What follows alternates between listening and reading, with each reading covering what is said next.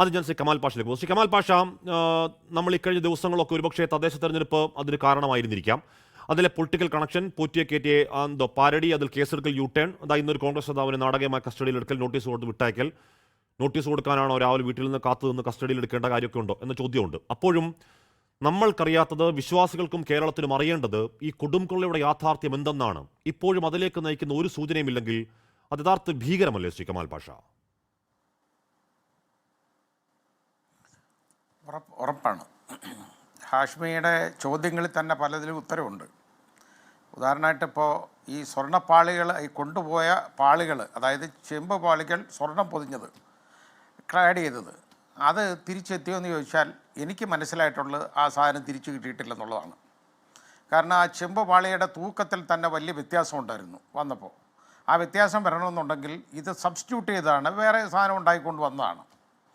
അപ്പോൾ അതിനകത്ത് പിന്നെ സ്വർണം പൂശി കൊണ്ടുവന്നു. സ്വർണം ക്ലാഡ് ചെയ്ത് പൊതിഞ്ഞിരുന്നതാണ്, അത് സ്വർണ്ണം പൂശി ഇവിടെ കൊണ്ടുവന്നിട്ടുണ്ട്. അപ്പോൾ അതിനകത്ത് തൂക്കത്തിനകത്ത് വ്യത്യാസം വന്നിട്ടുണ്ട്, അത് മനസ്സിലാകുകയും ചെയ്തതാണ്.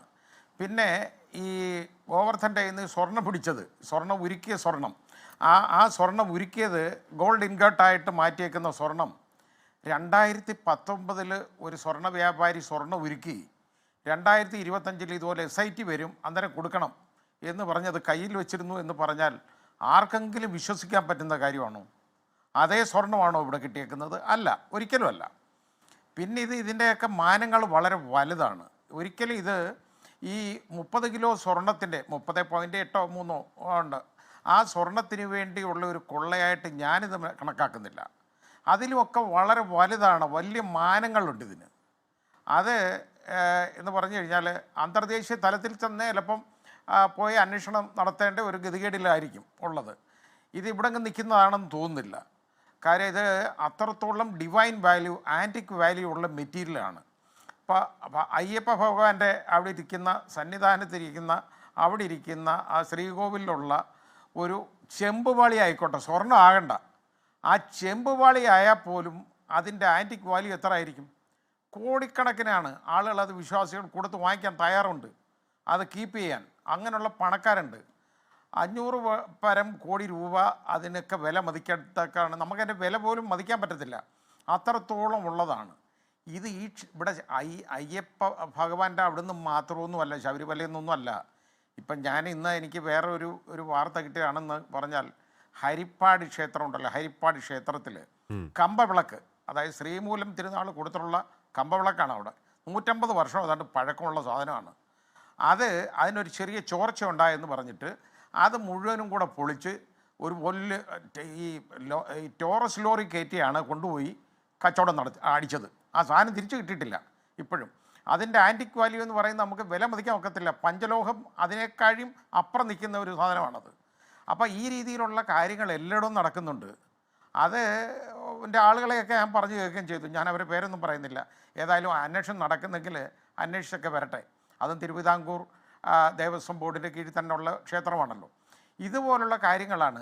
അതുകൊണ്ടാണ് ഞാൻ പറഞ്ഞു, ശബരിമലയിൽ നിന്ന് ഈ സ്വർണ്ണം എടുക്കാൻ വേണ്ടി, ഈ 30 കിലോ സ്വർണ്ണം എടുക്കാൻ വേണ്ടി മാത്രമല്ല ഈ കൊള്ള നടത്തി. സ്വർണ്ണം എന്ന് പറയുന്നത് അതിൻ്റെ ഒരു ബൈ പ്രോഡക്റ്റ്, അത് പോയ വഴിക്ക് കിട്ടിയതാണ്. അത് അങ്ങനെ അതും കൂടെ കിട്ടി എന്നുള്ളതല്ലാതെ അതിനപ്പുറത്തോട്ട് പോകുന്ന ഒരു രീതിയിലാണ് അത് നമുക്ക് കാണേണ്ടത്. അപ്പോൾ അത് ഒരുപാട്, അല്ലെങ്കിൽ ഇത്രയും ആളുകൾ ചേർന്ന് ഇങ്ങനൊരു സംഭവം നടക്കുമ്പോൾ ഒരു വലിയ ഗൂഢാലോചനയുടെ ഭാഗമാണ് ഇത് നടക്കുമ്പോൾ. ഈ പോറ്റി, ഉണ്ണികൃഷ്ണൻ പോറ്റി എന്ന് പറയുന്ന ആളുണ്ടല്ലോ, അയാൾ ഇതിൻ്റെ ഇങ്ങേ അറ്റത്തെ കണ്ണിയാണ്. ഒന്നുമില്ല, നമ്മൾ ഈ ചെസ്സൊക്കെ കളിക്കുമ്പോൾ ഈ വിലയേറിയ കരുക്കൾക്ക് വേണ്ടി ഈ പോണാണല്ലോ അതിൽ ഏറ്റവും കുറഞ്ഞത്, അതിനെ ബലി കൊടുക്കാറുണ്ട് എന്ന് പറഞ്ഞ പോലെ ഈ ഉണ്ണികൃഷ്ണനെ പോറ്റി ഇട്ട് തന്നേക്കാണ് ഇവിടോട്ട്. എന്തിന്? ഈ അന്വേഷണം വഴിതെറ്റിക്കാൻ. അത് തന്നെ ഇവിടെ നടന്നുകൊണ്ടിരിക്കുന്നത്. അല്ലാതെ ഈ ഉണ്ണികൃഷ്ണൻ പോറ്റി പറയുന്ന കാര്യങ്ങളൊന്നും ശരിയായെന്ന് ഞാൻ വിശ്വസിക്കുന്നു. പക്ഷേ ഇപ്പോൾ പറയുന്ന പ്ലോട്ട് എന്താണ്? ഈ പറയുന്ന സ്വർണ്ണം അടിച്ചു മാറ്റിയത് ഗോവർദ്ധന് കൊടുത്തു, ഗോവർദ്ധൻ പൈസ കൊടുത്തു, 470 ഗ്രാം കണ്ടെത്തി. ഗോവർദ്ധന്റെ ജാമ്യാപേക്ഷ വായിച്ചാൽ നമുക്ക് ചിരിച്ച് മണ്ണ് കപ്പും. കാരണം എന്താണ്? ഈ പറഞ്ഞ അവിടുന്ന് എടുത്ത സ്വർണ്ണത്തിന് ആനുപാതികമായി 10 പവൻ മാല മാളികപ്പുറത്ത് സമർപ്പിച്ചു. ആ മാളികപ്പുറത്ത് സമർപ്പിച്ച മാലയ്ക്ക് യാതൊരു രേഖയില്ല കേട്ടോ. ജാമ്യാപേക്ഷ സമർപ്പിക്കുക പെട്ടെന്ന് രേഖ വരുന്നുണ്ട്, അവിടുന്ന് മാല വരുന്നുണ്ട്, അന്നദാനത്തിന് എത്ര പൈസ കൊടുത്തു എന്ന് പറഞ്ഞാൽ ഈ സ്വർണ്ണത്തിന് ആനുപാതികമായി ഇവിടുത്ത എന്ന മട്ടിൽ ഗോവർദ്ധൻ തൂക്കം ഒപ്പിച്ചൊരു ജാമ്യാപേക്ഷയാണ്. അടിമുടി കള്ളമാണ് കമാൽ പാഷ, കള്ളം. അതിന് സംശയമില്ലാത്ത കാര്യമാണല്ലോ. കാരണം ഇത്രയും വലിയ കൊള്ളക്കാർ, ഈ കള്ളന്മാർ എന്ന് പറയുന്ന അവർ സത്യം പറയുമോ? അയാൾക്ക് എങ്ങനെയെങ്കിലും ജാമ്യം വേണം. അപ്പോൾ ഇത്രയും നാളെ അയാൾക്ക് ജാമ്യം എടുക്കാനായിട്ട് മുൻകൂർ ജാമ്യത്തിന് അപ്ലൈ ചെയ്യാൻ വേണ്ടിയുള്ള സൗകര്യങ്ങളൊക്കെ ഒപ്പിച്ചു കൊടുത്തു പല ആളുകൾക്കും. അതാണ് ഇപ്പം നമ്മൾ കണ്ടേക്കുന്നത്. അതിനുവേണ്ടി ജാമ്യാപേക്ഷ കൊടുക്കാനും ഒക്കെ ആയി. ഇപ്പോൾ ഏതായാലും അറസ്റ്റായി, ഇറഗുലർ ബെയിലാണ്. അതിനകത്തൊക്കെ കൊടുത്തേക്കുന്ന എഴുതി വെച്ചേക്കുന്ന കാര്യങ്ങളെന്നൊക്കെ പറഞ്ഞ് ഈ പറയുന്നത് കേട്ട് കഴിഞ്ഞാൽ നമ്മൾ ഞെട്ടിപ്പോവും. കാരണം അവർ പറയുന്നത് അവിടെ എടുത്തു, സ്വർണം കിട്ടിയെന്ന് പറഞ്ഞാൽ അതിന് ആനുപാതികമായിട്ടുള്ള സ്വർണ്ണം അങ്ങ് കൊടുത്തിട്ടുണ്ട്. കാര്യം തീരും, ഒഫൻസ് അങ്ങ് തീരുമല്ലോ. ഞാൻ മോഷിച്ചു, അതാണ്ട് ഇതങ്ങ് തന്ന്, അപ്പം കാര്യം തീർന്നല്ലോ. ഒഫൻസ് അവിടെ ഇല്ലാതാവൂ? ഇല്ല. അതിന് പോയിക്കോട്ടെ. ഇത് ഞാൻ പറഞ്ഞത് ഈ സ്വർണത്തിന് വേണ്ടി മാത്രമല്ല. ഈ സ്വർണം എന്നൊക്കെ പറയുന്നത് ഇത്രയും പേർക്ക് വീതിക്കുമ്പോൾ ഒരുപാട് സ്ഥലങ്ങളിൽ പോകേണ്ടതാണ് ഇതിന് വീതം. അതൊക്കെ പോകുമ്പോൾ അത് വളരെ ചെറിയ ഒരു സ്റ്റേക്കേ ഉള്ളൂ.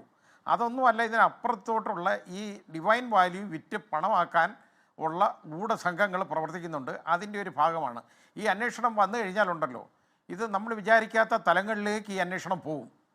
ഇത് ചെറിയ കാര്യമൊന്നുമല്ല ഇത് നടന്നേക്കുന്നത്. ഇതൊരു 30 കിലോ സ്വർണത്തിൻ്റെ കൊള്ളയായിട്ട് ഞാൻ കണക്കാക്കുന്നില്ല.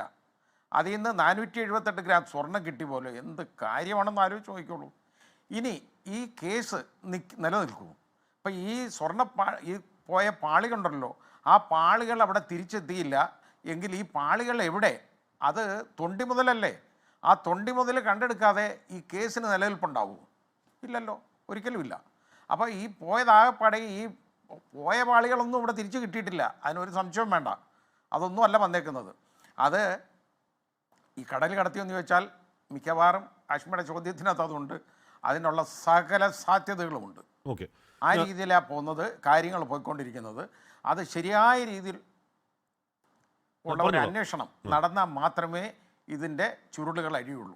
ലോകത്തെവിടെയായാലും ഏത് സമയത്തും 24 വാർത്തകളും ഓഗ്മെന്റഡ് റിയാലിറ്റി പാക്കേജുകളും എക്സ്പ്ലെയിനറുകളും വിശദമായി കാണാൻ ഞങ്ങളുടെ യൂട്യൂബ് ചാനൽ നിങ്ങൾക്ക് സബ്സ്ക്രൈബ് ചെയ്യാം.